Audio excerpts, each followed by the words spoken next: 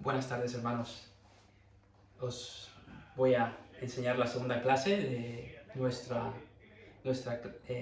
asignatura, Teología Pastoral.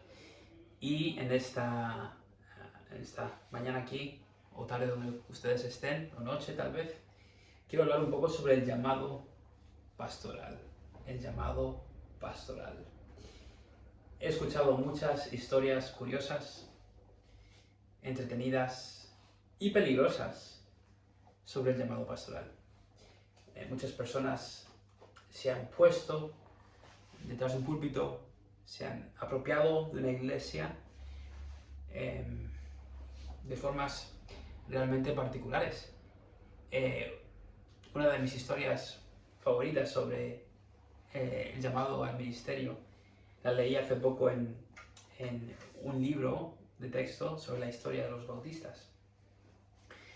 Y esto sucedió en el siglo XVII, en el Nuevo Mundo, en América, en la colonia de Pensilvania.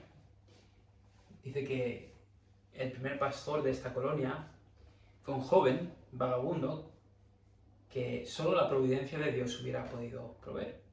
El joven se llamaba Elias Kitch. Cuando llegó a la colonia de bautistas, ellos se regocijaron al saber que era hijo de Benjamín Kitch, eminente pastor bautista de Londres. Pero ignoraban que el joven Kitch no era creyente.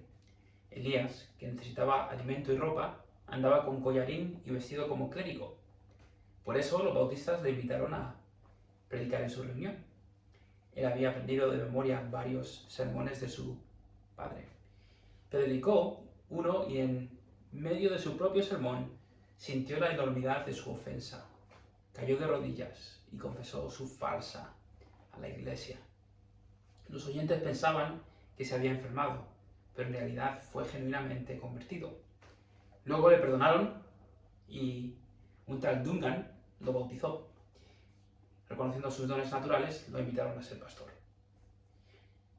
La llegada de este joven fue de mucha bendición para la obra bautista.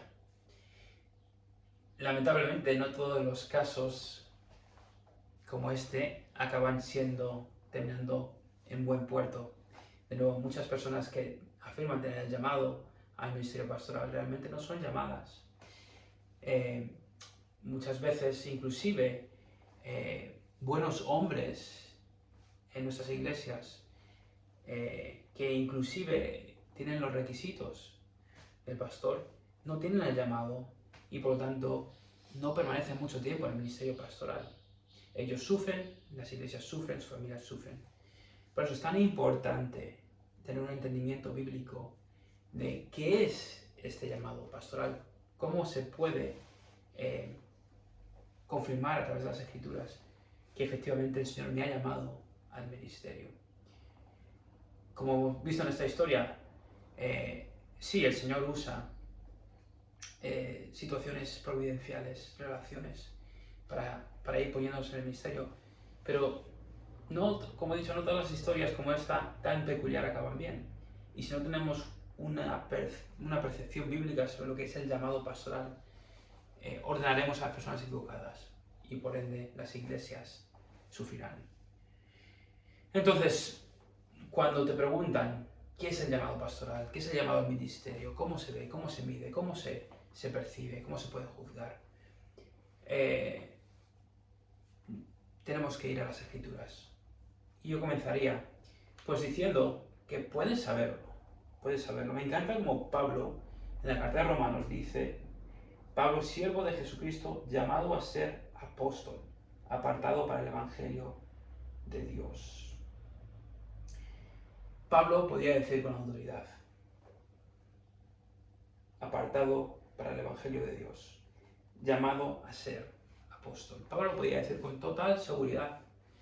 Y creo que tú también puedes, si has sido llamado, decirlo con seguridad. No creo que el Señor quiera a sus siervos en el ministerio con una percepción dudosa de su llamado. Yo creo que el Señor, cuando te llama, te da una claridad que nadie te puede quitar, ¿no? Pero ¿cómo podemos diferenciar entre un deseo de servir o un llamado al ministerio pastoral. Y quiero daros tal vez si estáis tomando apuntes, 3 rasgos sobre el llamado pastoral.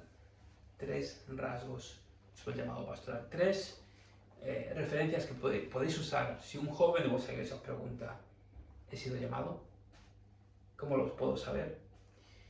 Inclusive podría añadir una cuarta, un cuarto pilar para poder defender el llamado pastoral. El primero casi se da por hecho, ¿no?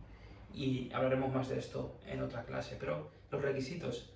Por ejemplo, en 1 Timoteo 3 vemos estos requisitos del obispo, el pastor.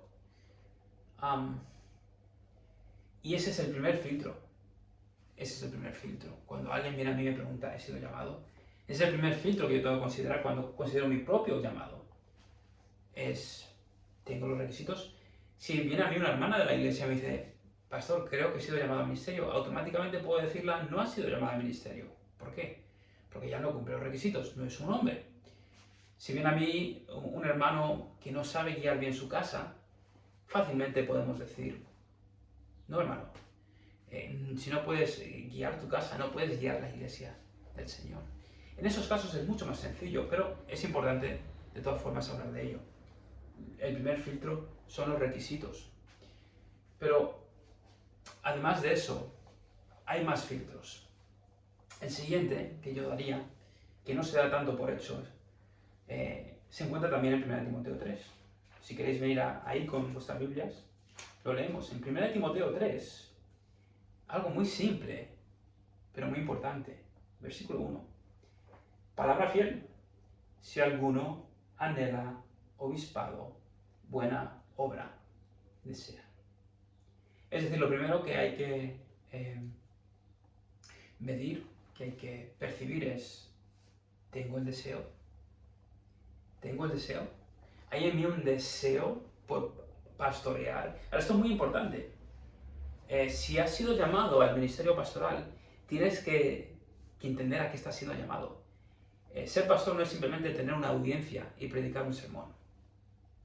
Muchas veces lo que personas pueden buscar es un poco de protagonismo. Ser pastor no es tener un poder de decisiones o tener una plataforma en las redes sociales. Ser un pastor es, en mi opinión, claramente, creo que se puede decir de la siguiente manera. Creo que podríamos definir el ministerio pastoral como el cuidado del rebaño del Señor. Es decir, si tienes el deseo de cuidar a las ovejas del Señor en su iglesia, si tienes ese deseo, creo que puedes decir que el deseo es el deseo de ministerio pastoral. Ahora, este deseo, creo yo, y aquí hablo un poco más desde la experiencia, creo yo que no es algo que va y que viene. Creo que no es algo que simplemente es emocional. Creo que es un deseo que otras cosas no te pueden saciar. Por ejemplo, yo cuando terminé de estudiar en el bachillerato, en la escuela secundaria, yo sabía que el Señor me estaba llamando al ministerio. Tenía esa convicción privada, no se lo confesaba a nadie, realmente era algo mío, contra lo que yo luchaba. Y lo que hice es huir. Me fui a estudiar a la universidad y mi deseo era dedicarme a otra cosa. ¿Por qué? Porque pues, yo era hijo de pastor y había visto el ministerio desde primera persona y me asustaba un poco la responsabilidad que conllevaba pastorear a una iglesia. Entonces, lo que yo hice fue huir y dije: voy a ser un empresario, voy a vivir una vida tranquila, voy a enfocarme en mi esposa y en mis hijos y ya está. Ser fiel a una iglesia local, poder enseñar la escuela dominical tal vez, o ser un diácono, pero no quiero ser pastor.